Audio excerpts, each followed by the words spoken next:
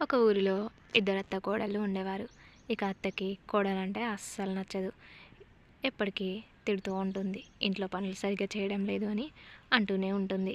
తన కూతురంటే మాత్రం చాలా ఇష్టం. వస్తాయి కోడలా, నీకొక్క పని సరిగ్గా రాదా?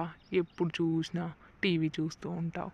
ఈరోజు నేను బయటికి వెళ్ళి వస్తాను. నేను వచ్చేసరికి వంట చేసి పని చేసి అన్నీ చేసి పెట్టేసి, సరేనా? అయ్యో కాంతమ్మ, చాలా రోజులైతుంది నిన్ను చూసి. అవును, కొత్తగా నీ కొడుకుకు పెళ్ళయిందంట కదా, ఎలా ఉన్నారు?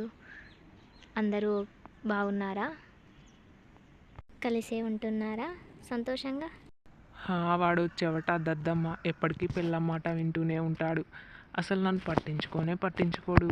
వాని అత్తగారి మాటే వింటాడు. ఇక నా కోడలు కొంగు పట్టుకొని తిరుగుతూనే ఉంటాడు.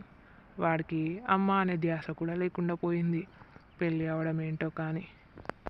అవును, మరి నిజమే. కానీ నీ కూతురికి కూడా పెళ్ళైంది కదా అక్క, ఎలా ఉన్నారు ఇప్పుడు? వాళ్ళు బాగున్నారా? వాళ్ళ పరిస్థితి కూడా ఇదేనా మరి? వాళ్ళు సంతోషంగానే ఉన్నారా ఇంట్లో? అబ్బో, నా అల్లుడు బంగారం లాంటోడమ్మా. నా కూతురు మాట అస్సలు తీయడు. నా మాట కూడా వింటాడు. నా కూతురు కొంగు పట్టుకొనే తిరుగుతాడు. చాలా సంతోషంగా చూసుకుంటాడు. ఇక అంతకు మించిన అల్లుడు ఎవరికి దొరుకుతారు చెప్పండి?